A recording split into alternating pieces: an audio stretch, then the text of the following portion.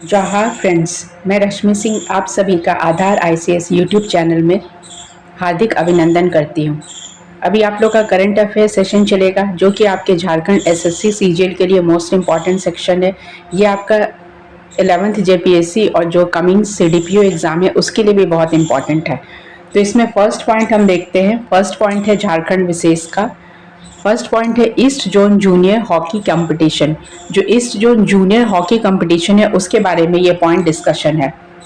खूंटी के store tough hockey stadium Birsa college campus में आयोजित ईस्ट जोन जूनियर हॉकी प्रतियोगिता में झारखंड की महिला और पुरुष दोनों टीमें बनी चैंपियन।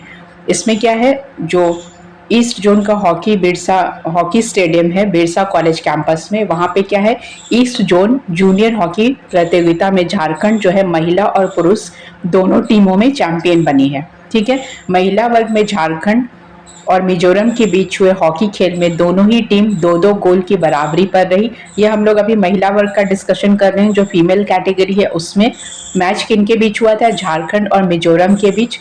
हॉकी खेल में दोनों ही टीम दो दो गोल की बराबरी पर रही। इसके बाद पेनाल्टी शूटआउट में झारखंड 2-1 से विजयी रहा। झारखंड टीम के गोलकीपर अनुपम हीरो को प्लेयर ऑफ द मैच का पुरस्कार दिया गया। पुरुष वर्ग का फाइनल झारखंड और ओडिशा के बीच खेला गया जिसमें झारखंड 3-1 से विजयी रहा। पुरुष टीम में दीपक सोरेन को प्लेयर ऑफ द मैच का पुरस्कार दिया गया। झारखंड के खेल मंत्री हफीजुल हसन अंसारी ने प्रथम, द्वितीय और तृतीय स्थान प्राप्त टीमों को मेडल पहनाकर सम्मानित किया। तो फर्स्ट पॉइंट आपका किसके बारे में है, हॉकी चैंपियनशिप जो चल रहा है, जूनियर हॉकी चैंपियनशिप, ये ईस्ट जोन का जूनियर हॉकी चैंपियनशिप चल रहा है। ईस्ट जोन मीन्स जितने भी ईस्टर्न स्टेट्स है इंडिया के, तो इंडिया के ईस्टर्न स्टेट्स में कौन कौन आ जाएंगे, जो इधर जो आपका ऊपर आता है सिक्किम, नागालैंड, मिजोरम, अरुणाचल प्रदेश, ओडिशा, ये सब के बीच। तो इन सब के बीच जो मैच हुआ था तो ये कहाँ पे हुआ था, खूंटी के स्टेडियम में हुआ था। खूंटी का जो हॉकी स्टेडियम है जो कि कहाँ पे है, बिरसा कॉलेज के कैंपस में है। यहाँ पे ये कंपटीशन का अरेंजमेंट किया गया था। इसमें दोनों टीम, पुरुष टीम और महिला टीम, मतलब कि मेल फीमेल दोनों का टीम ने पार्टिसिपेट किया। महिला वर्ग में झारखंड और मिजोरम। तो इसमें इम्पॉर्टेंट फैक्ट क्या है कि जो वुमेन्स टीम था उसमें झारखंड और मिजोरम के बीच मैच हुआ था जिसमें कि झारखंड और मिजोरम बराबरी पर रहे थे 2-2 गोल पर, लेकिन एक पेनाल्टी शूटआउट में झारखंड 2-1 से विजयी रहा। तो फीमेल कैटेगरी जो था उसमें झारखंड विजयी रहा 2-1 से, और जो मेल कैटेगरी था वो किन के बीच हुआ था, झारखंड और ओडिशा के बीच। इसमें भी झारखंड ही विजयी रहा, झारखंड ही विनर रहा। कितने पॉइंट से, 3.1 से। पुरुष टीम के जो दीपक सोरेन थे वो प्लेयर ऑफ द मैच का पुरस्कार दिया गया उनको। तो इम्पोर्टेंट फैक्ट्स इसमें क्या है कि किसको प्लेयर ऑफ द मैच दिया गया, मेल कैटेगरी में दीपक सोरेन को दिया गया। और ये भी आपको याद रखना है कि ये किस खेल से रिलेटेड है। ऐसा नहीं, ऐसा क्वेश्चन आता है कि आपको स्पोर्ट्स पर्सन का नाम दे दिया जाता है और गेम्स से match of the following question आता है कि ये हॉकी से है या आर्चरी से है या शूटिंग से है या क्रिकेट से है। तो ये आपको नाम सब प्लेयर्स के याद रखने हैं, रिलेटेड विथ विच गेम, ये चीज आपको ध्यान में रखना है। पुरुष टीम के दीपक सोरेन को प्लेयर ऑफ द मैच का पुरस्कार दिया गया। झारखंड के जो खेल मंत्री है, आपको सबके मंत्री जितने भी कैबिनेट मिनिस्टर है वो तो याद रखना ही है, इंपॉर्टेंट चीज है ये सब। झारखंड के खेल मंत्री कौन है, हाफिजुल हसन अंसारी। इन्होंने क्या किया, प्रथम, द्वितीय और तृतीय स्थान, जिन्होंने प्रथम, द्वितीय और तृतीय स्थान प्राप्त किया था उन टीमों को मेडल पहनाकर सम्मानित किया गया। तो आपको मोस्ट इंपॉर्टेंट फैक्ट इसमें क्या था, ये मैच कहाँ पे हुआ, खूंटी में हुआ था, एस्ट्रो टफ हॉकी स्टेडियम में, जो कि बिरसा कॉलेज के कैंपस में है। ये जूनियर हॉकी कंपटीशन था जिसमें वुमेन्स एंड मेंस दोनों कैटेगरी में झारखंड ही जीते हैं। फीमेल कैटेगरी जो था किसके साथ था, मिजोरम के साथ था, और मेल कैटेगरी ओडिशा के साथ था। ये इंपॉर्टेंट फैक्ट्स है जो आपको याद रखना है। ठीक है, नेक्स्ट पॉइंट में आते हैं। नेक्स्ट पॉइंट है आपका क्रेडिट प्लानिंग इन नबार्ड। ये जो है आपका नबार्ड से रिलेटेड है। झारखंड मंत्रालय सभागार रांची में आयोजित स्टेट क्रेडिट सेमिनार में राष्ट्रीय कृषि और ग्रामीण विकास बैंक नाबार्ड ने वर्ष 2023-24 में झारखंड के लिए 43,725 करोड़ रुपए, इंपॉर्टेंट क्या है इसमें, कितने करोड़ रुपए, 43,725 करोड़ रुपए की राज्य क्रेडिट योजना प्रस्तुत की। ये किनके द्वारा किया गया? नाबार्ड, जो ग्रामीण विकास बैंक है, नाबार्ड नेशनल एग्रीकल्चर बैंक जो है, उनके द्वारा स्टार्ट किया गया। तो इसमें आपको ये पॉइंट नोट डाउन करना है कि झारखंड मंत्रालय के सभागार रांची में आयोजित, कहाँ पे ये अरेंज था? रांची में हुआ था स्टेट क्रेडिट सेमिनार। कौन सा सेमिनार था ये? स्टेट क्रेडिट सेमिनार में राष्ट्रीय कृषि और ग्रामीण विकास, जो नेशनल एग्रीकल्चर है और जो नाबार्ड है, इन दोनों के बीच ये हुआ था और इसमें 43,725 करोड़ रुपए राज्य क्रेडिट योजना प्रस्तुत की गई।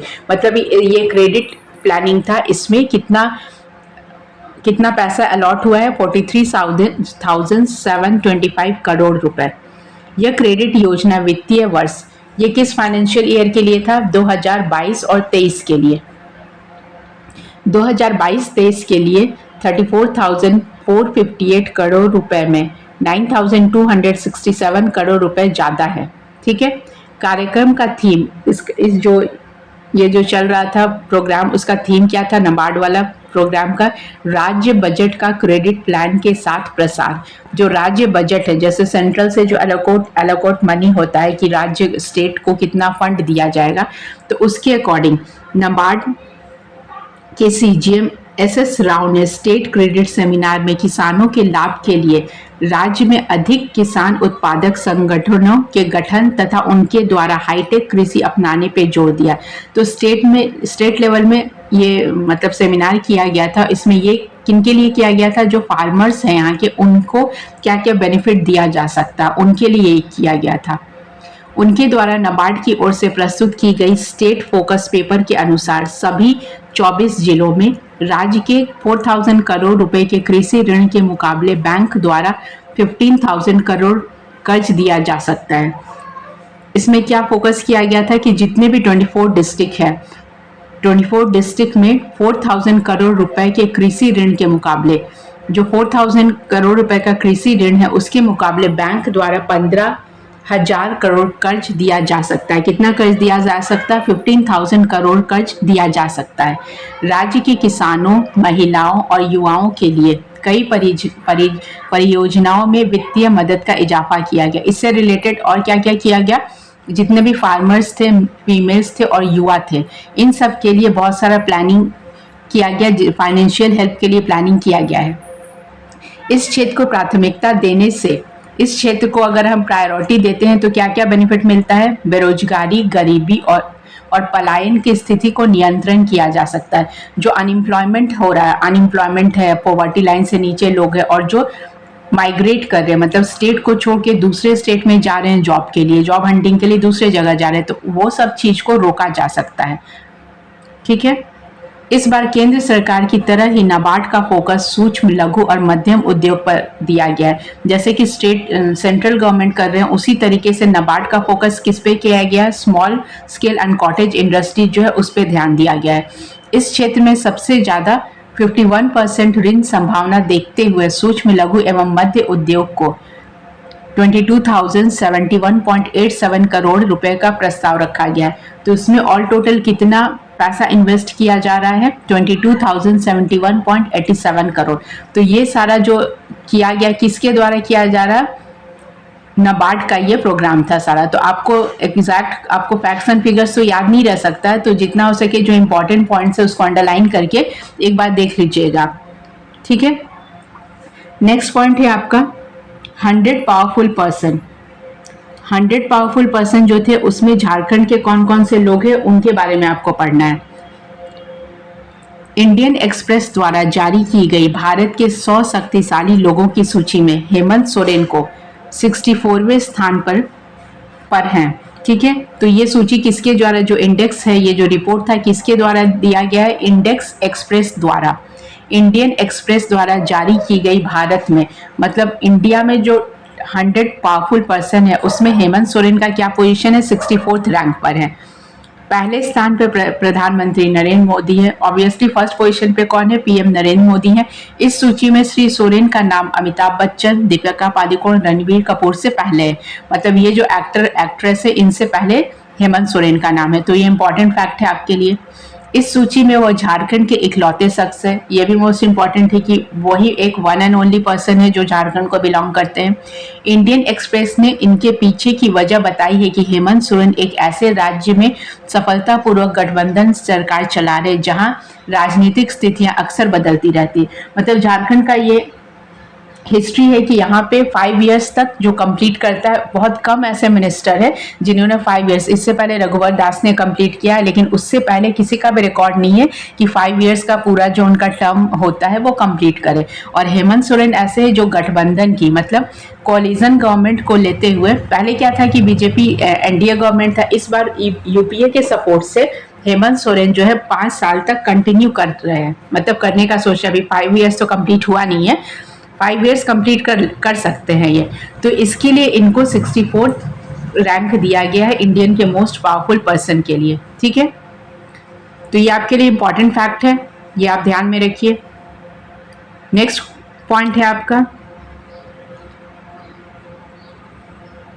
डबल डेकर योजना डबल डेकर योजना, मतलब जो डबल डेकर योजना है वो ट्रांसपोर्ट, इसमें उसके बारे में आपको पढ़ना है। केंद्रीय सड़क परिवहन एवं राजमार्ग मंत्री नितिन गडकरी ने 23 मार्च 2023 को झारखंड में देश की पहली डबल डेकर सड़क की आधारशिला रखी। तो डबल डेकर की आधारशिला कब रखी गई है? 23 मार्च 2023 को। तो ये भी इंपॉर्टेंट करंट अफेयर्स है, मार्च का ही न्यूज़ है। इन्होंने जमशेदपुर और रांची में आयोजित, कहां से कहां तक? जमशेदपुर और रांची में आयोजित अलग अलग कार्यक्रमों में 13,200 करोड़ की 31 सड़कों का उद्घाटन व शिलान्यास किया। कितने रोड और सड़क का उद्घाटन किया गया? 31। ठीक है, 2024 तक झारखंड में 2 लाख करोड़ की लागत से सड़कें बनाएंगे। 2024 तक, मतलब नेक्स्ट ईयर तक कितने 2 लाख करोड़ की लागत से सड़कें बनाएंगे। गडकरी ने रांची में 94,000 करोड़ की 21 तथा जमशेदपुर में 3883 करोड़ की 10 सड़क परियोजनाओं का शिलान्यास व लोकार्पण किया है। फिल्म सड़क परियोजनाओं में वाराणसी रांची इकोनॉमिक कॉरिडोर और रायपुर धनबाद इकोनॉमिक कॉरिडोर भी शामिल है। तो इसमें आपको कॉरिडोर का नाम याद रखना है कि कौन कौन सा है। पहला है वाराणसी रांची इकोनॉमिक कॉरिडोर और दूसरा है रायपुर धनबाद। तो पहला वाला जो है यूपी और झारखंड के बीच में है, और दूसरा रायपुर धनबाद कहाँ से होगा? छत्तीसगढ़ टू धनबाद होगा। ठीक है, तो ये आपको याद रखना है कि कितने कितने जोन में डिवाइडेड है और कहाँ कहाँ तक सड़क और रोड का फॉर्मेशन किया जाएगा। ये आपके मेंस जो आप पेपर देते हैं, मेंस पॉइंट ऑफ व्यू से इम्पॉर्टेंट है, क्योंकि मेंस में आपको इकोनॉमिक एक्टिविटीज जो पूछा जाएगा झारखंड का या ट्रांसपोर्ट, तो इकोनॉमिक और ज्योग्राफिकल झारखंड के लिए भी इम्पॉर्टेंट पॉइंट्स है। तो इसमें नेक्स्ट पॉइंट आप देखेंगे, नेक्स्ट पॉइंट है hockey India junior women and men east hockey championship. पहला फर्स्ट पॉइंट भी आप पढ़े थे कि hockey India men's and women's के बारे में। नेक्स्ट पॉइंट फिर से वही रिपीट हो रहा है। 19 मार्च 2023 को हॉकी इंडिया के महासचिव भोलानाथ सिंह ने, हॉकी इंडिया के जो महासचिव है भोलानाथ सिंह, झारखंड के खूंटी में आयोजित फर्स्ट हॉकी इंडिया जूनियर महिला एवं पुरुष ईस्ट जोन हॉकी चैंपियनशिप 2023 में विधिवत उद्घाटन किया। इसका उद्घाटन किसने किया है? हॉकी इंडिया के जो महासचिव है भोलानाथ सिंह ने। कहाँ पे आयोजित हुआ था? खूंटी में हुआ था। और ये फर्स्ट हॉकी इंडिया जूनियर महिला एवं पुरुष ईस्ट जोन हॉकी चैंपियनशिप, ये फर्स्ट टाइम है जो जूनियर मेल फीमेल कैटेगरी का हॉकी चैंपियनशिप चल रहा है। फर्स्ट हॉकी इंडिया जूनियर महिला एवं पुरुष ईस्ट जोन हॉकी चैंपियनशिप 2023 में कुल 6 राज्यों के खिलाड़ियों ने भाग लिया। ये जो हॉकी चैंपियनशिप चल रहा था जूनियर लेवल का, उसमें टोटल 6 स्टेट के प्लेयर्स ने पार्टिसिपेट किया था। उद्घाटन मैच झारखंड और बिहार के बीच खेला गया था। जो इनॉग्रेशन मैच था किसके बीच खेला गया? झारखंड और बिहार के बीच, जिसमें मेजबान झारखंड की महिला हॉकी टीम ने बिहार की हॉकी को 11-0 से पराजित कर जीत लिया। तो इस मैच को किसने जीता? झारखंड ने जीता था 11-0 से। झारखंड टीम के कप्तान कौन है? एडलिन बागो को प्लेयर ऑफ द मैच का खिताब मिला। जो कैप्टन है एडलिन बागो, इनको प्लेयर ऑफ द मैच का खिताब मिला गया है। ठीक है, झारखंड में जितने भी स्पोर्ट्स पर्सन है, स्पोर्ट्स एक्टिविटीज वो करते हैं, वो बार बार आप रिवीजन कीजिए, क्योंकि बहुत सारे गेम्स है, लास्ट मोमेंट में आपको सब प्लेयर के नाम और गेम्स और कौन कौन सा मेडल मिला है वो याद करने में थोड़ा प्रॉब्लम हो सकता है। साथ साथ आपको जो ओलंपिक हुआ है, पारा ओलंपिक हुआ है, वो सब का भी पॉइंट्स एक बार देखना पड़ेगा। तो नेक्स्ट पॉइंट आते हैं। नेक्स्ट पॉइंट है आपका साहेबगंज फॉसिल पार्क। साहेबगंज जिला में फॉसिल पार्क मिला है। साहेबगंज जिला के राजमहल फॉर्मेशन में इंटरप्रियनियन बेड वाले पादप जीवाश्म पार्क, जो फॉसिल पार्क होते हैं, जीएसआई द्वारा विरासत स्थल के रूप में चिन्हित किया गया है। जीएसआई जो जियोलॉजिकल सर्वे ऑफ इंडिया है, उनके द्वारा जो फॉसिल पार्क है उसको चिन्हित किया गया। तो ये किस डिस्ट्रिक्ट में, ये इंपॉर्टेंट है आपके लिए कि किस डिस्ट्रिक्ट में मिला है। ये साहेबगंज जिला के राजमहल फॉर्मेशन के इंटरप्रेनियन बेड वाले पादप जीवाश्म पार्क को जीएसआई द्वारा विरासत स्थल में चिन्हित किया गया है। ये हेरिटेज, नेशनल हेरिटेज में आया है। तो आपको डिस्ट्रिक्ट का नाम याद रखना, कौन सा पार्क है, फॉसिल पार्क है, और कहाँ पर है ये, राजमहल फॉर्मेशन के इंटरप्रेनियन बेड वाले पादप जीवाश्म। तो इसमें इंटरप्रेनियन बेड वाले पादप मतलब कौन सा फॉसिल बना है वो आपको नाम याद रखना है, ठीक है। नेक्स्ट पॉइंट है आपका इप्टा के बारे में है, ठीक है, Indian people theatre association. Indian people theatre association का 15वां राष्ट्रीय अधिवेशन 17, 18 एवं 19 मार्च को कहाँ पे हुआ है, मेदिनीनगर में संपन्न हुआ। मेदिनीनगर कहाँ है, पलामू में। तो आपसे ये क्वेश्चन आ सकता है कि इप्टा का राष्ट्रीय अधिवेशन या इनॉग्रेशन कहाँ पे संपन्न हुआ, तो ये कहाँ पे हुआ है, मेदिनीनगर में हुआ है। ये चीज आपका फेमस प्लेसेस जो है, इसमें जो आप करंट अफेयर सेक्शन में जो सारा चीज पढ़ेंगे, जो जो इम्पोर्टेंट चीज है, जैसे फेमस पर्सन हुआ, फेमस प्लेस हुआ, या फेमस बुक हुआ, जो इस साल का जो न्यू अपॉइंटमेंट्स है, या कैबिनेट मिनिस्टर में जो चेंजेस हुआ, या फिर बाई इलेक्शन होता है तो उसमें क्या क्या चेंजेस हुए, ये सारा चीज आपको ध्यान में रखना है। और जो नया नया पोर्टल इंडेक्स बनता है, या झारखंड का नीति आयोग के अकॉर्डिंग कहाँ पे क्या रैंक है, ये भी इम्पोर्टेंट है।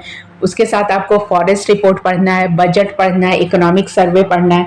तो जो भी लेटेस्ट है वो तो याद रखना ही, और साथ साथ 2000 से लेके 2023 तक जितने भी प्लानिंग आइदर एनडीए गवर्नमेंट द्वारा स्टार्ट किया गया है, या यूपीए द्वारा किया गया, जिनके द्वारा भी किया गया है, या फिर सेंट्रल गवर्नमेंट ने झारखंड में आके, जैसे आयुष्मान भारत योजना है, इस जो यहाँ पे ही झारखंड में ही स्टार्ट हुआ है। तो ऐसे जितने भी प्लानिंग्स है, और आइदर वो सेंट्रल गवर्नमेंट स्टार्ट करते हैं या स्टेट गवर्नमेंट स्टार्ट करते हैं, वो सब आपके लिए बहुत इंपॉर्टेंट है। आपको इसमें मैच द कॉलम से भी आ सकता है, या डायरेक्ट फैक्चुअल क्वेश्चन भी आ सकता है। तो जितने भी आप झारखंड स्पेशल पढ़ेंगे तो ये सब चीज़ पे आप फोकस करेंगे कि कौन सा प्रोग्राम कब स्टार्ट हुआ, कितने दिन के लिए चला, या उसका नाम बीच में बदला गया, जैसे मनरेगा के नाम में चेंजेस आया, या फिर जैसे जितने भी प्रधानमंत्री योजना है उसके नाम में चेंज आया होगा, या मुख्यमंत्री योजना होगा।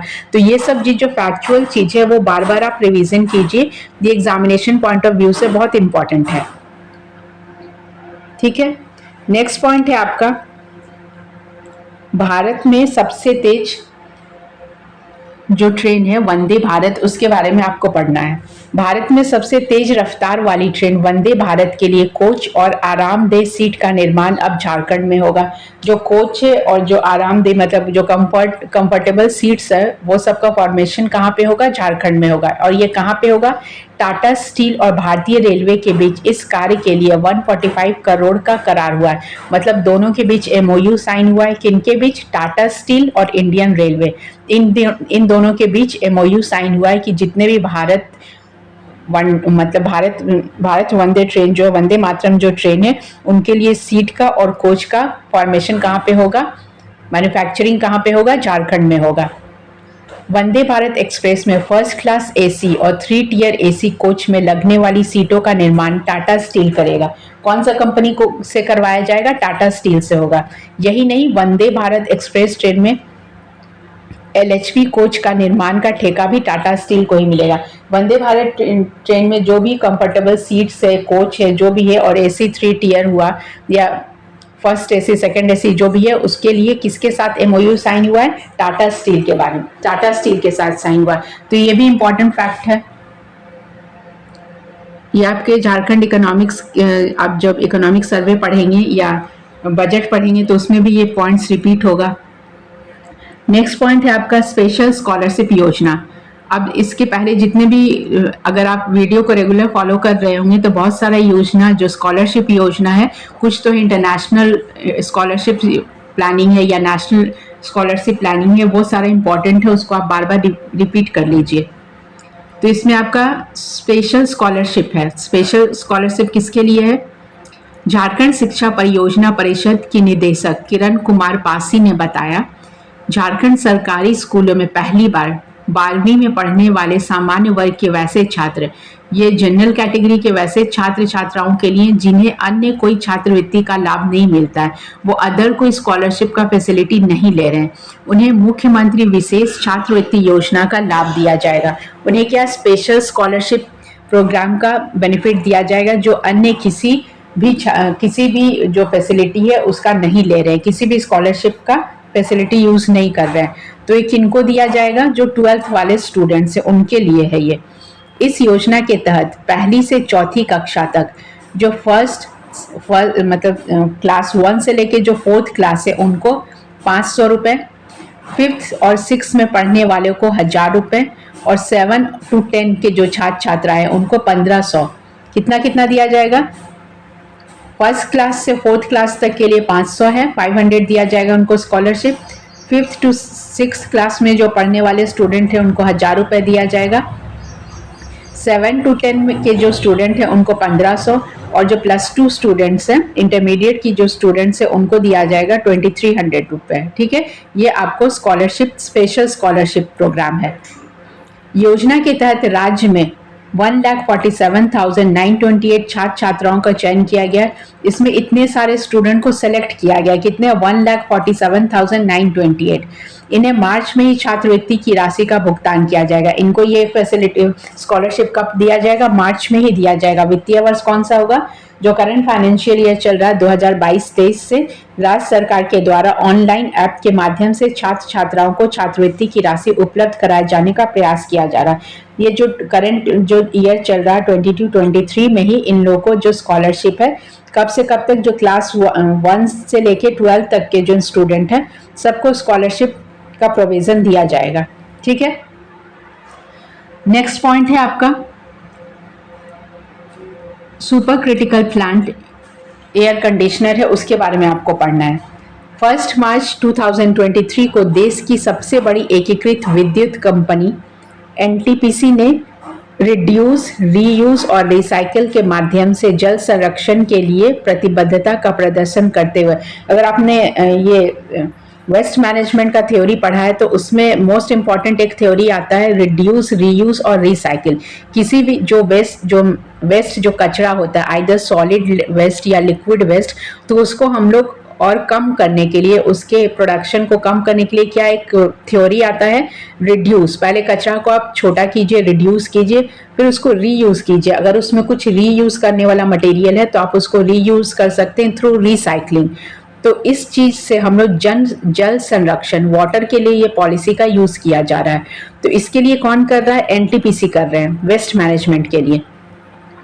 जल संरक्षण के लिए अपनी प्रतिबद्धता का प्रदर्शन करते हुए झारखंड के उत्तरी कर्णपुरा में भारत का पहला वातानुकूलित कंडेंसर वाला सुपर क्रिटिकल प्लांट चालू किया गया। वातानुकूलित मीन्स जो एयर कंडीशन मतलब एसी वाला, ऐसा एक कंडेंसर बनाया गया है जिसमें सुपर क्रिटिकल प्लांट चालू किया। तो उसमें उसका थ्योरी क्या है? पहले रिड्यूस करेंगे, फिर रीयूज करेंगे और फिर रिसाइकिल करेंगे। ये किसके लिए? जल संरक्षण के लिए, वाटर कंजर्वेशन के लिए ये पॉलिसी स्टार्ट किया गया। और ये किसके लिए, कहाँ पे किया गया है? सुपर क्रिटिकल प्लांट एनटीपीसी द्वारा स्टार्ट किया गया है।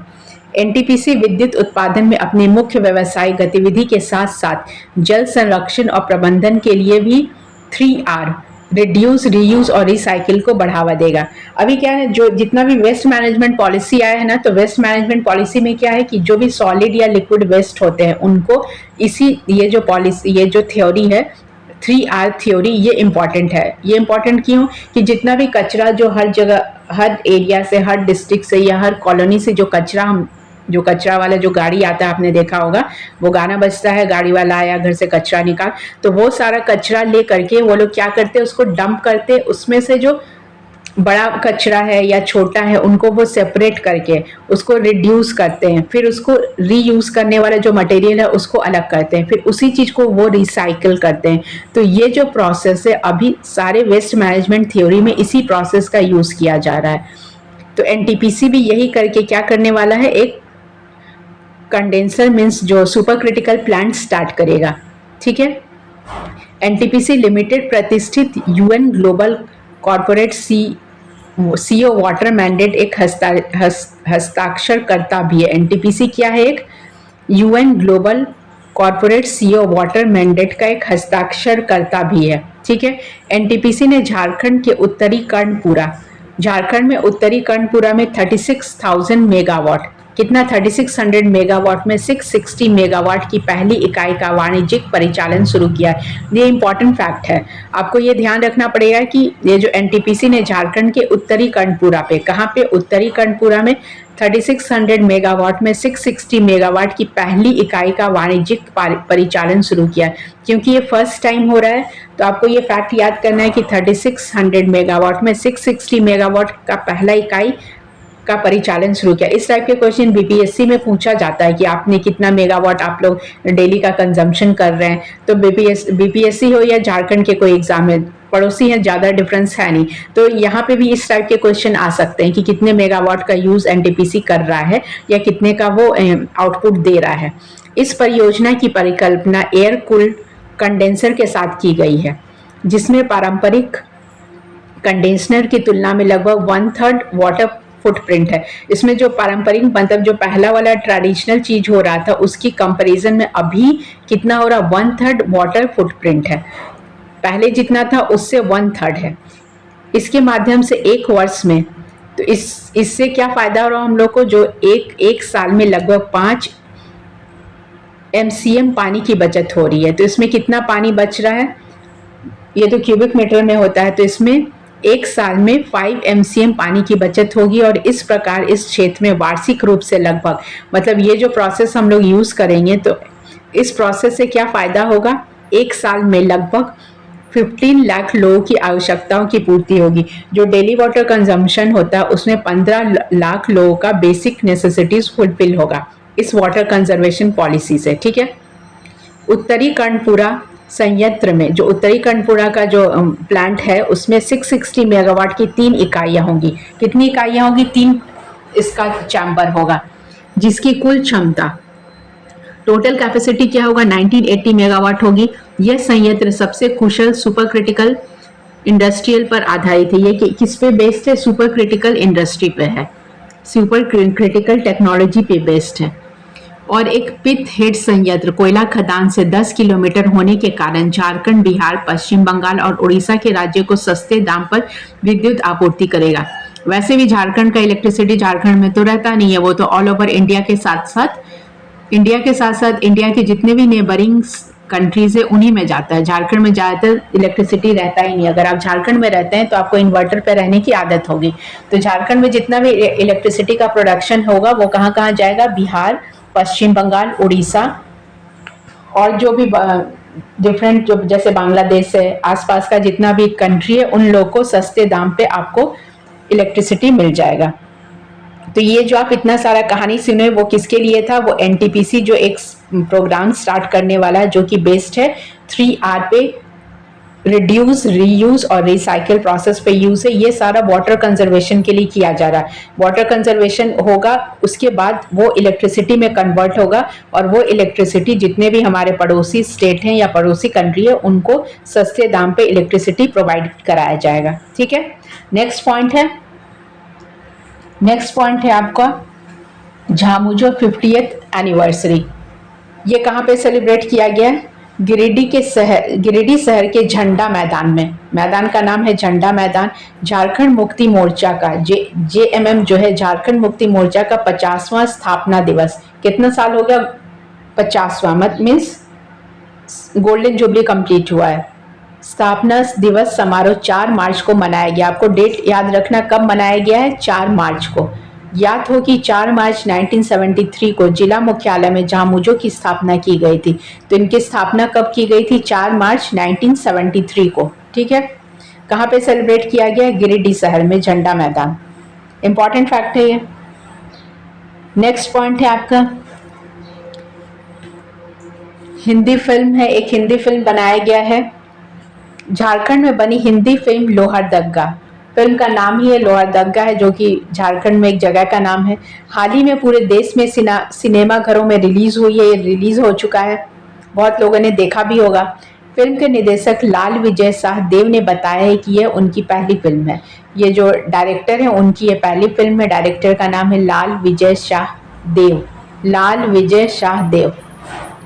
फिल्म में झारखंड के 100 से अधिक स्थानीय कलाकार हैं, जो लोकल एक्टर एक्ट्रेस हैं वो है इस फिल्म में। फिल्म में संजय मिश्रा को आप जानते ही होंगे, बहुत सारे कॉमेडी मूवी में आप देख सकते हैं उनके, जैसे कि धमाल हो, और भी बहुत सारा मूवी है संजय मिश्रा का। विजय राज को भी जानते ही है, अखिलेंद्र मिश्र, तो ये लोग सारे जाने माने एक्टर्स हैं इसमें। इस फिल्म के निर्माता डॉक्टर नेहा सांडिल्य ने कहा है कि लोहरदग्गा और झारखंड के पड़ोसी क्षेत्रों की सच्ची घटनाओं से प्रेरित ये जो मूवी बनाया गया है, उसमें क्या है, जो सच्ची घटनाओं, जो सही फैक्ट है, उस पर यह फिल्म बनाया गया है। फिल्म 20 वर्ष की आयु में एक युवा देशभक्त लड़के मनु की यात्रा को दर्शाती है। इसमें एक लड़का है मनु जो 20 साल का है, और वो देशभक्त लड़का है, और उसकी यात्रा को दर्शाती है, मतलब वो कहाँ कहाँ गया, किस किस से मिला, उसी पे बेस्ड ये मूवी है। तो मूवी का नाम आपको याद रखना है, ये मूवी का नाम क्या है, फिल्म लोहरदग्गा। नेक्स्ट पॉइंट है आपका G20 इन झारखंड। G20 जो मीटिंग हुआ है वो, ये तो इम्पॉर्टेंट फैक्ट है, आपको ये नेशनल करंट और स्टेट लेवल करंट दोनों पॉइंट ऑफ व्यू से इम्पॉर्टेंट है। G20 को 2 दिवसीय बैठक झारखंड की राजधानी रांची में हुई। ये कब हुआ, ये 3 मार्च को संपन्न हुआ, 2 और 3 मार्च को ये रांची में संपन्न किया गया है। 2 दिन की G20 की इस बैठक में research and innovation initiative gathering, नाम क्या है इसका, research and innovation initiative gathering RIG सम्मेलन में सतत ऊर्जा के लिए सतत ऊर्जा सामग्री, सस्टेनेबल एनर्जी के लिए, इसका जो थीम था सस्टेनेबल एनर्जी सामग्री के लिए चर्चा हुई। बैठक में दुनिया भर के कई वक्ताओं ने भाग लिया। जब सेमिनार था, मतलब ये बैठक था, मीटिंग था, तो उसमें दुनिया भर से आए थे, मतलब ऑल ओवर द वर्ल्ड के लोग पार्टिसिपेट किए थे। बैठक के पहले दिन कुल 4 सत्र हुए, 4 सेशन में कंप्लीट हुआ पहला डे का मीटिंग। सम्मेलन में यूरोपीय संघ, यूरोपियन यूनियन और अंतर्राष्ट्रीय सौर गठबंधन जैसे अंतर्राष्ट्रीय संगठनों से, मतलब EU जो एक यूरोपियन संघ था, यूरोपियन यूनियन EU, और अंतर्राष्ट्रीय सौर गठबंधन इंटरनेशनल सोलर गठबंधन जैसे जो लोग थे वो लोग पार्टिसिपेट किए थे। G20 देशों में 25 विदेशी प्रतिनिधि शामिल रहे। इसमें कितने फॉरेनर कितने थे, 25 थे। इसके अलावा सरकार के विभिन्न वैज्ञानिक विभागों से विशेष आमंत्रित के रूप में जो सेंट्रल गवर्नमेंट और स्टेट गवर्नमेंट दोनों की तरफ से जो स्पेशल गेस्ट थे वो लोग भी थे। उसमें लगभग कितने लोग थे, 35 लोग थे। पहले सत्र में ऊर्जा सामग्री और उपकरणों से संबंधित 21वीं सदी की चुनौतियों पर चर्चा हुई। पहले मीटिंग में क्या डिस्कशन हुआ, ऊर्जा सामग्री और उपकरण। ऊर्जा सामग्री मतलब किससे एनर्जी का रिसोर्स कौन सा है, उससे कौन से इक्विपमेंट बनते हैं, या टेक्नोलॉजी कौन सा लगाया जाता है, वो उस पर डिस्कशन हुआ। दूसरे सत्र में जो सेकंड सेशन था उसमें सौर ऊर्जा उपयोग और फोटोवोल्टिक टेक्नोलॉजी पर चर्चा हुई। सोलर एनर्जी पे और जो फोटोवोल्टिक सेल है उस पर डिस्कशन हुआ। तीसरे सत्र में हरित ऊर्जा, ग्रीन एनर्जी। जो थर्ड इम्पॉर्टेंट था उसमें ग्रीन एनर्जी सामग्री और प्रक्रियाएं विषय पर चर्चा हुई। तो ये जो पॉइंट आप पढ़ रहे हैं ये आपका मेंस पॉइंट ऑफ व्यू से बहुत इंपॉर्टेंट है। ये आपका साइंस एंड टेक के पोर्शन या इन्वायरमेंट सेक्शन के लिए इम्पॉर्टेंट डिस्कशन है। ये पॉइंट आप वहाँ पे यूज़ कर सकते हैं कि कितने सेशन में हुआ, हर मीटिंग में क्या क्या डिस्कशन हुआ, कौन कौन पार्टिसिपेट किए और उन सब का थीम क्या था। तो आपको थीम याद रखना, थर्ड सत्र का थीम था हरित ऊर्जा, ग्रीन एनर्जी। तो ये सब इम्पॉर्टेंट चीज G20 के मीटिंग में हुआ था, जो कि मीटिंग कहाँ पे अरेंज किया गया था, रांची में हुआ था। नेक्स्ट पॉइंट भी आपका G20 से ही रिलेटेड है। फर्स्ट मीटिंग और सेकंड मीटिंग जो था उसके बाद का पॉइंट है इसमें। 14 G20 की बैठक में शामिल होने आए डेलीगेट्स में 3 मार्च को पतरातू लेक रिजॉर्ट का दौरा भी कराया गया।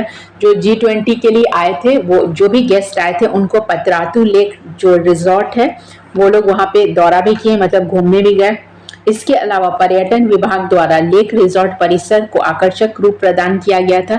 तो जो लोग गेस्ट लोग आने वाले थे तो उनके लिए जो रिजॉर्ट को तो और ज़्यादा डेकोरेट किया गया था, क्योंकि फॉरेन विजिटर्स आते तो उनको अपने झारखंड में क्या क्या अच्छा है वो दिखाना था, तो वो सब दिखाया गया। नेक्स्ट पॉइंट है आपका, तो ये जितने भी पॉइंट्स आपको डिस्कशन किए जा रहे हैं आपके एग्जामिनेशन व्यू पॉइंट से बहुत इंपॉर्टेंट है, तो एक एक बार आपको रिवीजन करना बहुत जरूरी है। और जितने भी वीडियोस अब तक करंट अफेयर में आ गए हैं वो आप एग्जाम से पहले 1 से 2 बार या 3-4 बार रिपीट जरूर कर लें। रिपीट करने से ये फायदा होगा कि आप अगर करंट अफेयर पोर्शन रिवाइज नहीं कर पा रहे हैं, बाकी अदर सेक्शन आपको JSSC सीजन में बहुत सारा सिलेबस है आपको, जैसे आपको GS सेक्शन है, साइंस एंड टेक है, कंप्यूटर है, करंट अफेयर तो है ही, झारखंड स्पेशल है, मैथ्स रीजनिंग है, तो सबके लिए आपको इक्वली टाइम नहीं मिल पाएगा। तो उसके लिए ये बेनिफिट है कि आप ये वीडियो जितना हो सके, मतलब जब भी आप खाली बैठे हैं 30 मिनट्स में देख लेते हैं तो आपको ये फायदा होगा, ठीक है। क्योंकि कुछ क्वेश्चन ऐसे हैं कि आपको अगर 5 क्वेश्चन भी आते हैं तो आपको ये वीडियो आप कवर करेंगे तो आप 5 क्वेश्चन आंसर कर लेंगे, और 5 क्वेश्चन आंसर करते हैं तो आपको एटलीस्ट उसमें अच्छा मार्क्स आ जाएगा, नेगेटिव मार्क्स तो नहीं जाएगा। नेक्स्ट पॉइंट है आपका महेंद्र सिंह धोनी के बारे में। नेक्स्ट पॉइंट आपका, ये आप फेमस पर्सन में भी पढ़ेंगे ही। महेंद्र सिंह धोनी झारखंड के सबसे बड़े आयकर दाता बने हैं। सबसे ज्यादा इनकम टैक्स पेयर के लिए पर्सन कौन है? महेंद्र सिंह धोनी है। ये लास्ट ईयर भी इन्हीं को बनाया गया था। तो ये वर्ष 2022-23 के लिए कितने करोड़ का इनकम टैक्स दिए हैं? 38 करोड़ रुपए का। तो आपको याद रखना है कितने का? 38 करोड़ रुपए का इन्होंने इनकम टैक्स भरा है। नेक्स्ट पॉइंट है प्रोफेसर गुरु स्वामी गवर्नर राज्यपाल सह कुलाधिपति CP राधाकृष्णन ने नए गवर्नर बन गए हैं। CP राधाकृष्णन ने UPSC के पूर्व सदस्य अन्ना विश्वविद्यालय चेन्नई के कुलपति प्रोफेसर बाला गुरुस्वामी को अपना एकेडमिक एडवाइजर बनाया है। मतलब एकेडमिक एडवाइजर मीन्स ये इनके एकेडमिक एडवाइजर बनाए गए हैं। तो ये इंपॉर्टेंट है, ये किनके एडवाइजर बनाए गए हैं? जो न्यू गवर्नर हैं उनके लिए CP राधाकृष्णन ने, जो कि UPSC के पूर्व सदस्य थे। वे सरकार के IT एडवाइजर के साथ साथ प्लानिंग कमीशन तमिलनाडु के सदस्य भी रहे। ये पहले क्या थे? IT एडवाइजर थे, और तमिलनाडु के प्लानिंग जो तमिलनाडु स्टेट है वहाँ के प्लानिंग कमीशन के सदस्य भी रहे हैं। प्रोफेसर बाला गुरुस्वामी झारखंड विश्वविद्यालय के कामकाज में सुधार के तरीके व संसाधन के बारे में राज्यपाल को सलाह देंगे। ये मतलब कि झारखंड में जितने भी यूनिवर्सिटी है उनको उसमें कितना रिफॉर्म लाया जा सकता है, क्या क्या बेटरमेंट लाया जा सकता है, ये सब के बारे में वो गवर्नर को एडवाइस देंगे, इसलिए उनका सिलेक्शन किया गया है। इसके अलावा वे एक विशेषज्ञ के तौर पर राज्य में उच्च शिक्षा के सुधार एवं विद्यार्थियों को पढ़ाए जा रहे पाठ्यक्रम के संबंध में राज्यपाल को सुझाव देंगे। जो भी एडुकेशन में न्यू एडुकेशन पॉलिसी में या जो भी चेंजेस लाना है for the betterment of the university and for students, उसके बारे में वो एडवाइस देंगे। वर्तमान में वह EBC फाउंडेशन कोयम्बटूर के चेयरमैन भी, अभी वो क्या है? EBC फाउंडेशन कोयम्बटूर के चेयरमैन भी है। तो इनका नाम आपको याद रखना, फेमस पर्सन में आप इनको पढ़ेंगे। इनका नाम क्या है? प्रोफेसर गुरु स्वामी। तो ये इनको राज्यपाल गवर्नर का एडवाइजरी बनाया गया है। नेक्स्ट पॉइंट में आते हैं। नेक्स्ट पॉइंट है आपका सस्टेनेबल डेवलपमेंट के बारे में है। Sustainable development goal, sustainable development goal में झारखंड पूरे देश में 16th स्थान पर रहा है। मतलब इसमें जो सस्टेनेबल डेवलपमेंट गोल बना था उसमें झारखंड का क्या रैंक रहा है? 16th रैंक रहा है। 2021-22 के प्रदर्शन के आधार पर यह रैंकिंग तैयार की गई है। ये इसका बेस ईयर क्या लिया गया है? 2021-22। दिल्ली स्थित संस्था centre for science and environment ने इसके विश्लेषण के बाद रिपोर्ट जारी की है। ये किनके द्वारा जारी किया गया है? दिल्ली में जो है संस्था centre for science and environment के विश्लेषण के बाद इसमें बताया गया है कि झारखंड पिछले 22 साल मतलब 2022 तक में 10 सेक्टर में 21 की तुलना में उल्लेखनीय प्रदर्शन किया है। मतलब 22 से कंपेयर करके कितने सेक्टर में? 10 सेक्टर में उनका आउटस्टैंडिंग परफॉर्मेंस है। इन सेक्टर में सकारात्मक विकास हुआ है, मतलब पॉजिटिव चेंजेस देखने को मिला है। वही 5 सेक्टर में प्रदर्शन गिरा है और 5 फैक्टर्स ऐसा है जिसमें कि नेगेटिव हो गया, बाकी सेक्टर में इनका रैंक जो है पॉजिटिव है। सस्टेनेबल डेवलपमेंट गोल की ओवरऑल रैंकिंग में केरल अभी पहले पायदान पे, तो फर्स्ट पोजीशन पे कौन है? सस्टेनेबल डेवलपमेंट गोल में केरल है और 16th पोजीशन क्या है? झारखंड का है। तो आपको रैंक याद रखना है। नेक्स्ट पॉइंट आपका आता है सीएनजी इन देवघर।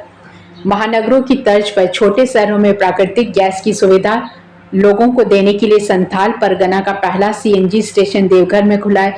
जैसे कि आप मेट्रो सिटीज में जाएंगे, जो ट्रांसपोर्ट सिस्टम है सारा सीएनजी के द्वारा रन होता है, तो उसी चीज को कॉपी करने के लिए देवघर में ऐसा संथाल परगना का पहला सीएनजी स्टेशन देवघर में खुला है। तो आपके लिए इम्पोर्टेंट है ये। अगले 2 वर्षों तक इस प्रमंडल के सभी पेट्रोल पंपों में सीएनजी स्टेशन भी खुलेंगे।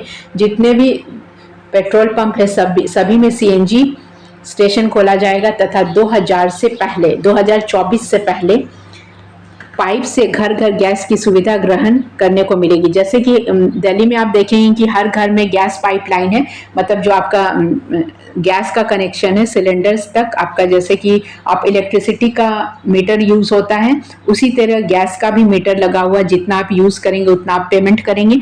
इसी तरीके का फॉर्मेशन यहाँ भी किया जाएगा।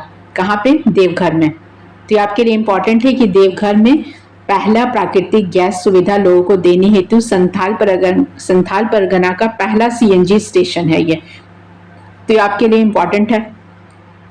नेक्स्ट पॉइंट आते हैं। नेक्स्ट है आपका बिरसा मुंडा एयरपोर्ट। बिरसा मुंडा एयरपोर्ट के बारे में पढ़ना है, इंपॉर्टेंट पॉइंट है ये भी।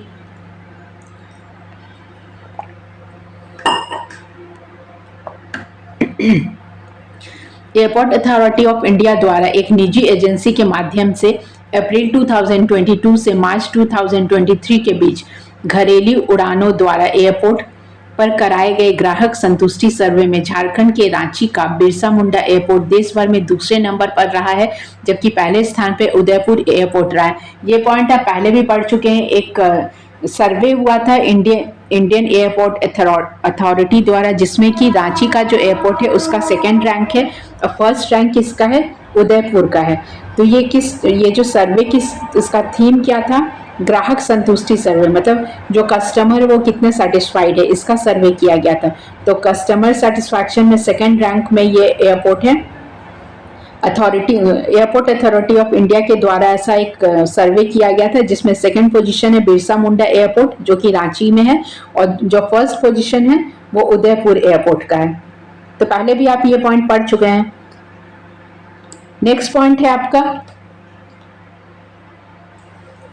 नेक्स्ट पॉइंट आपका गेम से रिलेटेड है, जिसमें गोल्ड मेडल जीता गया है।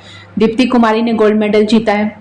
4 अप्रैल 2023 को रांची जिले के जोन्हा की तीरंदाज, आपको डिस्ट्रिक्ट का नाम दे दिया गया, डिस्ट्रिक्ट का नाम है रांची और कहाँ की है वो? जोन्हा की तीरंदाज है दीप्ति कुमारी ने हरियाणा के सोनीपत में चल रही जो गेम था वो कहाँ चल रहा था? हरियाणा के सोनीपत में नेशनल रैंकिंग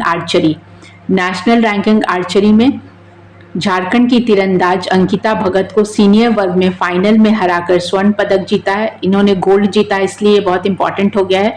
भारतीय खेल प्राधिकरण साई की ओर से दीप्ति कुमारी को 5 लाख का चेक पुरस्कार के रूप में दिया जाएगा। कितने का चेक है? 5 लाख का चेक दिया जाएगा। इसके साथ ही रिकवर में दीप्ति देश की नंबर 1 तीरंदाज बन गई है। मतलब कि जो इनका इंडिया रैंकिंग में इनका फर्स्ट पोजीशन हो गया है गोल्ड जीतने के बाद। ठीक है, तो ये आपका इंपॉर्टेंट है, इनका नाम आपको याद रखना है। क्या नाम है इनका? दीप्ति कुमारी है जो कि आर्चर है। और जो गेम ऑर्गेनाइज हुआ था कहाँ पे हुआ था? हरियाणा के सोनीपत में हुआ था।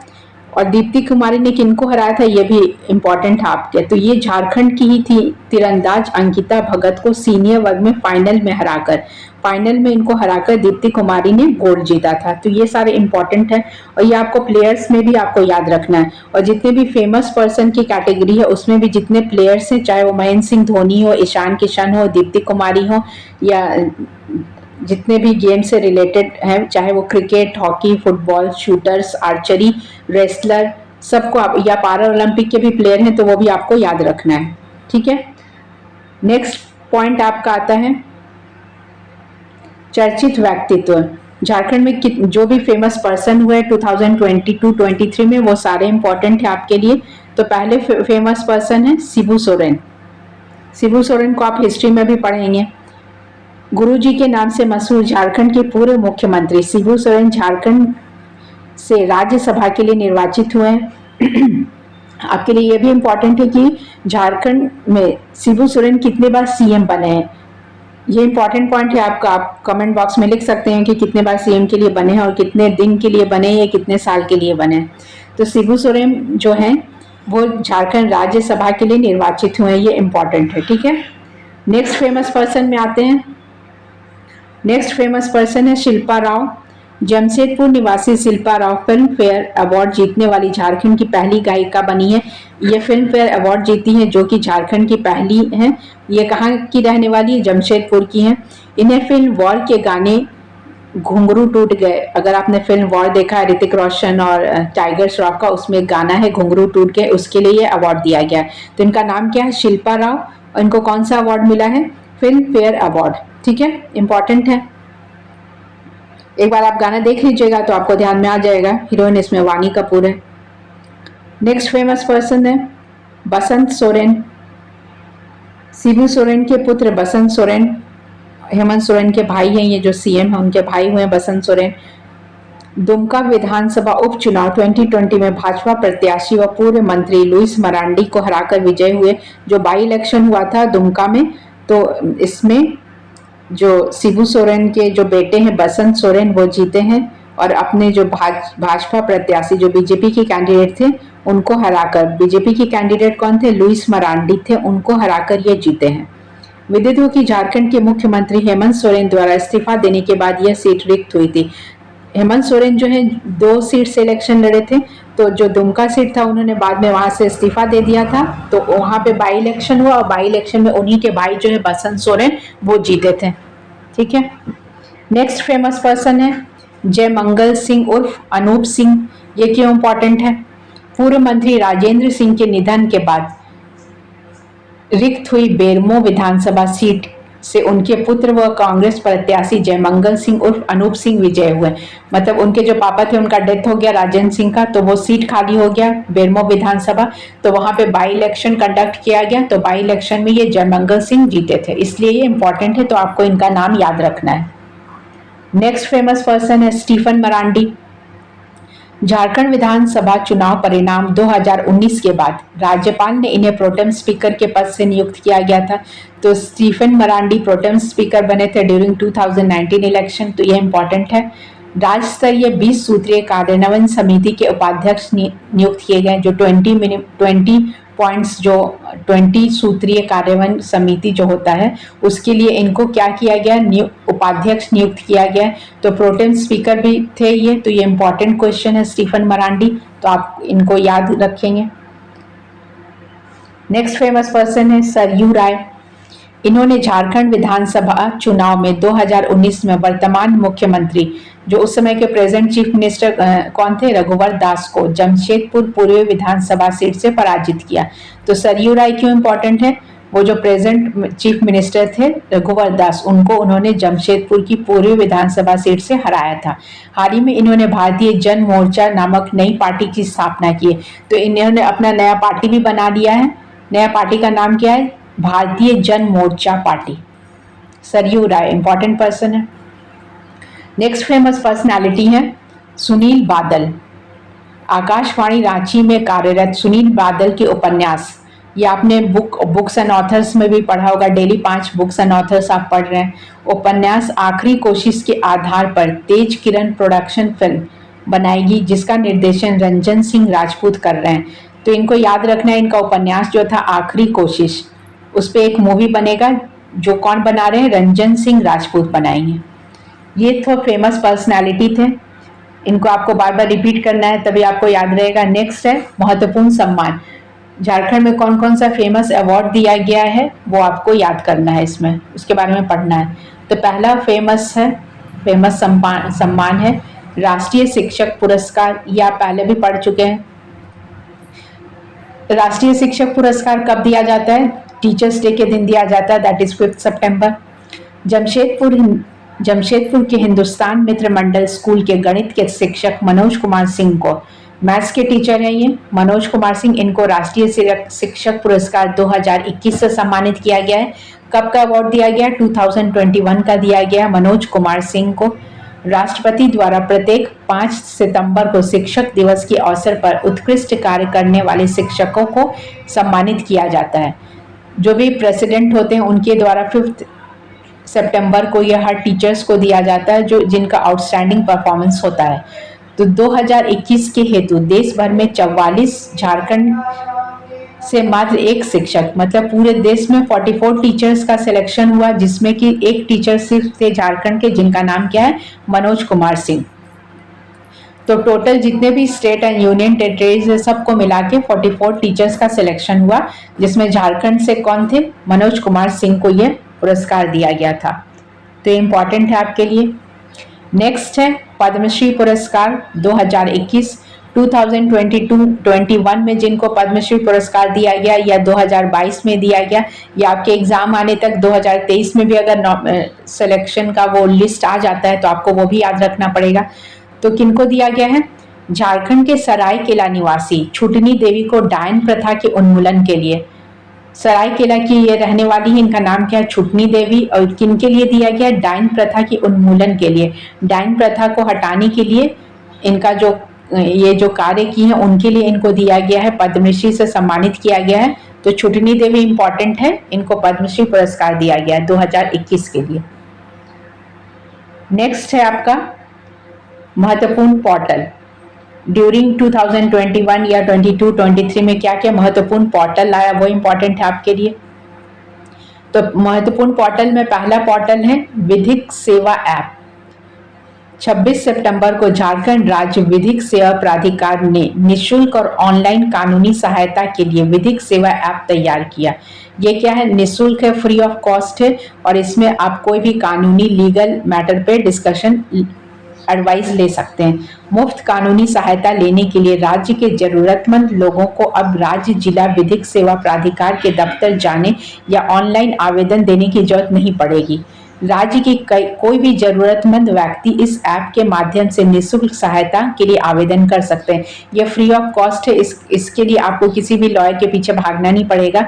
यह ऑनलाइन है, आप कभी भी इसमें जाके आपका जो भी केस रिलेटेड मैटर है उस पर आप एडवाइस ले सकते हैं। आवेदन के 15 मिनट के अंदर उसकी विधिक सेवा प्राधिकार के पैनल वकील नियुक्त कर आवेदन करने वाले को इसकी जानकारी मिल जाएगी। जो भी आपका केस का मैटर है, आप जैसे उसमें लॉगिन लेंगे तो विद इन 15 मिनट्स आपको उसका सजेशन अवेलेबल करा दिया जाएगा।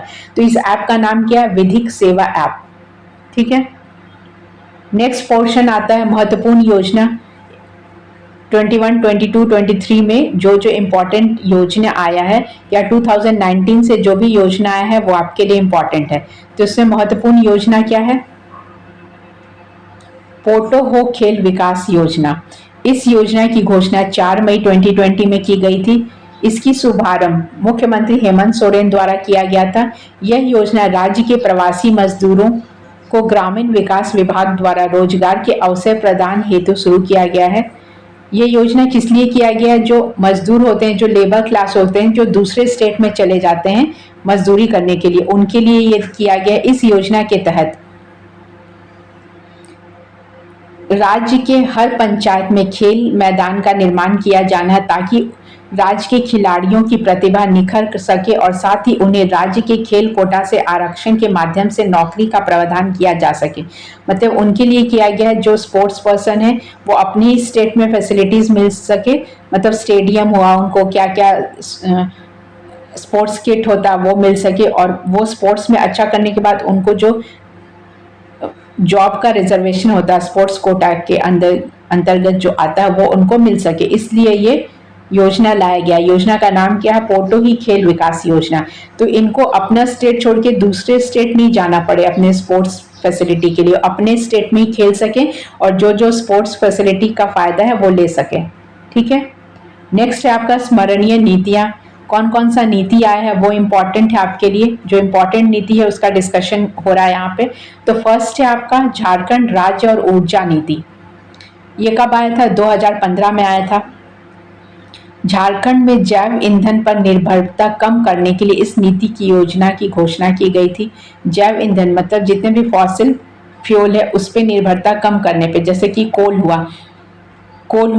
क्या इसी चीज से बनता है। फॉसिल जो इतने साल जमते हैं उसके बाद उसका एनर्जी प्रोडक्शन होता है, तो उस चीज पे डिपेंडेंट कम करने के लिए ये योजना आया है, झारखंड राज्य ऊर्जा नीति। ठीक है, 2015 का है ये। नेक्स्ट योजना भी 2015 का है, झारखंड फिल्म नीति 2015। राज्य में फिल्म उद्योग को बढ़ावा देने के लिए, मतलब फिल्म इंडस्ट्री को बढ़ावा देने के लिए लोक कलाकारों को सम्मान देने के उद्देश्य से इस नीति की घोषणा की गई है। 2015 में ये योजना आया है, जब रघुवर दास का गवर्नमेंट था तभी ये योजना आया था। ये किस लिए आया है कि जो लोक कला है या लोक कलाकार है, छाऊ नाच और जो यहाँ के लोकल एक्टर हैं उनको मतलब लाइमलाइट में लाया जा सके, इसलिए ये योजना लाया गया था। ठीक है। नेक्स्ट पोर्शन है आपका फेमस स्थल। जो फेमस प्लेसेस हैं झारखंड के वो आपको पढ़ने। तो इसमें जितने भी आपको फेमस पर्सन थे, फेमस इंपॉर्टेंट योजना था या पॉलिसी था या झारखंड का रैंकिंग वर्ल्ड लेवल या इंडिया में क्या क्या था, वो सारा डेली आपका एक सेक्शन में डेली रिवीजन हो रहा है। तो आप जितना हो सके वीडियो को कंटिन्यू कीजिए, बार बार रिपीट कीजिए, तो आपके जो करंट अफेयर फैक्ट्स हैं वो आपको कहीं जाने या किसी बुक पे डिपेंड होने की जरूरत नहीं पड़ेगी अगर आप वीडियो को कंटिन्यू देख लेते हैं। आप एक दिन भी बैठ के सारा देख सकते हैं या फिर डेली 40 मिनट्स टू 30 मिनट्स दे सकते हैं। तो आप डेली 30 मिनट्स दीजिए या एक दिन में पूरा रिवीजन कीजिए, आपके लिए बेनिफिशियल है जो आप जितना आप उस चीज को देखेंगे। और हो सके वीडियो को पूरा देखें, क्योंकि 10 मिनट को आप 10 मिनट वीडियो देखेंगे तो आपका करंट अफेयर सेक्शन कंप्लीट नहीं हो पाएगा।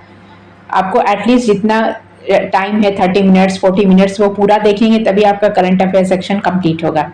ठीक है, तो आप जितना हो सके वीडियो को कंटिन्यू कीजिए। और जिन लोगों ने चैनल सब्सक्राइब नहीं किया है वो प्लीज़ चैनल सब्सक्राइब कीजिए। अगर आप झारखंड सीजीएल या झारखंड का एग्ज़ाम नहीं दे रहे हैं तो किसी और को शेयर भी कर सकते हैं, उनके लिए भी इम्पॉर्टेंट है। और आप जितना भी जेपीएससी के लिए अगर आप प्रिपेयर कर रहे हैं, सीडीपीओ के लिए कर रहे हैं, तो इसके लिए भी ये इंपॉर्टेंट टॉपिक्स है। इसमें कुछ पॉइंट्स तो ऐसे हैं जो आपको मेंस के टॉपिक के लिए भी इंपॉर्टेंट है, क्योंकि यहाँ पे ये वन लाइन फैक्ट का डिस्कशन नहीं हो रहा है कि एक ही लाइन को लेके 15 मिनट तक बोला जा रहा है, एक ही चीज को लेके आप 15 से 20 मिनट बोल रहे हैं, उससे आपको कोई बेनिफिट नहीं है जब तक कि आप इस चीज को डिटेल में नहीं पढ़ते हैं। आप एक फैक्ट को लेके आधा घंटा तक रटते रहे कि कौन, जैसे कि गुरु स्वामी को झारखंड गवर्नमेंट का एडवाइजरी बनाया गया, तो उस चीज को आप लेके रटते रहेंगे, उस चीज का वीडियो आप 1 घंटा तक देखेंगे तो आपके लिए वो फ्रूटफुल नहीं है। तो जितना हो सके आप अपने टाइम को सेव कीजिए, क्योंकि टाइम इज मनी। आप टाइम को सेव करते हुए प्रॉपर टाइम में प्रॉपर पूरा कवर कर लेते हैं, वो बेटर है। ये नहीं कि आप एक चीज को लेके पड़े हुए हैं, 2 पॉइंट को लेके आप अपना आधा घंटा खराब कर दिए लेकिन वो 2 पॉइंट आपके एग्जाम में आया ही नहीं। तो उससे अच्छा है कि आप वो चीज देखिए, वो चीज पढ़िए जो आपको बेनिफिशियल हो। कहीं भी आप जैसे कि आप इंटरव्यू में भी जाते हैं तो आपको वो इंटरव्यू लेवल तक का प्रिपरेशन हो, ये नहीं कि सिर्फ वन लाइन फैक्ट आप जैसे कि वन डे एग्जाम के लिए फोकस कर रहे हैं। तो कोई भी चीज आप ऐसे पढ़िए जो आप अगर 5 लोगों में बैठ के डिस्कशन भी करते हैं तो आपका वो जो बैकग्राउंड हो, कंसेप्ट क्लियर हो। कंसेप्ट क्लियर के लिए आपको एक पॉइंट को 10 मिनट या 20 मिनट तक खींचने से नहीं होता है, आपको वो चीज को डीपली एनालिसिस करना पड़ता है। सेल्फ असेसमेंट बहुत जरूरी है। आप एक ही पॉइंट को लेके 1 घंटा तक रटते रहेंगे तो उससे कुछ नहीं होगा। तो आप जो भी पढ़ रहे हैं फुल्ली फोकस पढ़िए। जो भी आपके कमिंग एग्जाम है, आदर बीपीएससी हो, जेपीएससी हो या एसएससी सीजीएल या बिहार एसएससी हो, सचिवालय के जो भी एग्जाम है, तो आप चीज़ों को ऐसे पढ़िए जो आपके माइंड में कंसेप्ट क्लियर बनाए। आप अगर गवर्नमेंट का योजना भी पढ़ रहे हैं, सेंट्रल गवर्नमेंट का पढ़ रहे हैं या स्टेट गवर्नमेंट का पढ़ रहे हैं, तो एक ही बार ऐसे पढ़िए कि वो आपको माइंड में बैठ जाए। ये नहीं कि आप सिर्फ नीति आयोग के कौन से चेयरमैन बने हैं या कौन से नए अध्यक्ष बने, उसको लेके आधा घंटा आप उसमें अपना खराब किए। तो जहां भी पढ़िए कंसेप्ट क्लियर कीजिए और अपने फैक्ट्स फैक्ट्स भी आप पढ़ रहे हैं तो उस चीज़ को बार बार लिख कर प्रैक्टिस कीजिए, वही आपके लिए बेनिफिशियल रहेगा।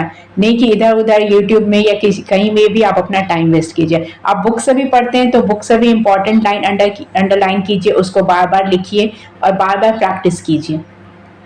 ठीक है, तो नेक्स्ट पॉइंट आपका आता है, नेक्स्ट हम लोग पढ़ रहे थे फेमस प्लेसेस। फेमस प्लेसेस में हजारीबाग।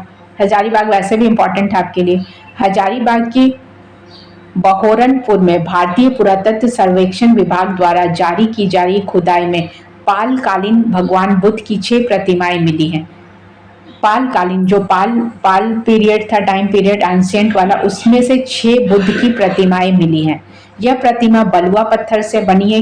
कौन से बना है? बलुआ पत्थर से बना है, जिसमें 2 प्रतिमा भूमि स्पर्श मुद्रा में तथा 4 प्रतिमा धर्मचक्र मुद्रा में, मतलब 2 मूर्ति ऐसी बनी जो भूमि को मीन्स अर्थ को टच कर रहे हैं, और 4 जो मिली है धर्मचक्र मुद्रा में मिली है।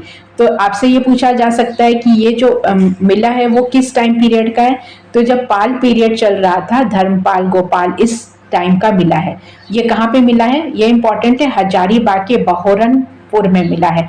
किनके द्वारा निकाला गया है? भारतीय पुरातत्व सर्वेक्षण जो हुआ था, ASI archaeological survey of India, उनके द्वारा निकाला गया है। ठीक है, तो ये सारे इंपॉर्टेंट है। किस भगवान से रिलेटेड है? ये भगवान बुद्ध की 6 प्रतिमाएं मिली है। तो ये सारा फैक्ट आप याद रखेंगे। हजारीबाग में ही गौरिया करम में देश का दूसरा भारतीय कृषि अनुसंधान स्थान खोला गया है। देश का दूसरा कृषि अनुसंधान मतलब एग्रीकल्चर रिसर्च खोला गया है। कहाँ पर? गौरिया करम में। ये देश का दूसरा है। ठीक है, ये आपको ध्यान रखना है, इंडिया का सेकंड है ये। नेक्स्ट एंड लास्ट में आप आते हैं चर्चित पुस्तकें। तो जो भी इम्पोर्टेंट बुक्स एंड ऑथर्स है, कुछ बुक्स पे या कुछ उपन्यास पे मूवी भी बन रहा है, तो आपको वो बुक भी आपके लिए इम्पोर्टेंट हो जाता है। उसमें कौन कौन से एक्टर्स आ रहे हैं या कौन डायरेक्टर है, कौन फाइनेंसर है, वो सारा आपके लिए इम्पोर्टेंट हो जाता है। तो पहला बुक है आपका झारखंड की समर गाथा। इनके राइटर कौन है? शैलेंद्र महतो। नेक्स्ट बुक है आपका लम्हों ने खता की, सदियों ने सजा पाई। मतलब कुछ बुक का नाम ही ऐसा, लम्हों ने खता की और सदियों ने सजा पाई। तो ऑथर कौन है? सरयू राय। नेक्स्ट बुक है मैं बोरीशिल्ला। इनके ऑथर हैं महुआ मांझी। महुआ मांझी के बारे में आप पहले भी पढ़ चुके हैं, पहले बहुत सारे इंपॉर्टेंट फैक्ट्स हैं इनके बारे में। फेमस पर्सनालिटी है झारखंड की। महुआ मांझी का बुक है मैं बोरीशिल्ला। नेक्स्ट बुक है बाघ और सुगना मुंडा की बेटी। बाघ और सुगना मुंडा की बेटी। तो इनके ऑथर कौन है? अनुज लुगुन। नेक्स्ट बुक मुंडारी लोक कथा। इनके ऑथर हैं जगदीश त्रिगुणायत। तो जितने भी इंपॉर्टेंट बुक्स हैं आपके CGL वाला जो क्वेश्चन पेपर, अगर आप प्रैक्टिस सेट कर रहे होंगे तो उसमें आप देखिएगा बुक्स एंड ऑथर से क्वेश्चन बार बार रिपीट हो रहा है। प्रीवियस ईयर्स पेपर भी देखिए, उसमें भी बुक्स एंड ऑथर्स आ रहा है। और झारखंड का जो भी आप एग्जाम देंगे उसमें बुक्स एंड ऑथर्स इंपॉर्टेंट है, क्योंकि ज़्यादातर ट्राइबल राइटर्स हैं, उन्होंने ट्राइबल कल्चर के बारे में लिखा है। तो वो सारा कल्चर हेरिटेज को जानने के लिए वो बुक्स पढ़ना जरूरी है, इसलिए बुक्स एंड ऑथर्स आपका इंपॉर्टेंट है। तो जितना भी वीडियोस आ चुका है करंट अफेयर्स रिलेटेड, वो सारा आप देखिए, करंट पोर्शन को रिवीजन कीजिए। ये आपके झारखंड करंट अफेयर और साथ साथ झारखंड स्पेशल जो बुक ऑथर है, झारखंड स्पेशल जो मैटर है, वो भी कवर कर रहा है। तो try to watch our videos regularly. Thanks for watching the video. Stay tuned for new updates.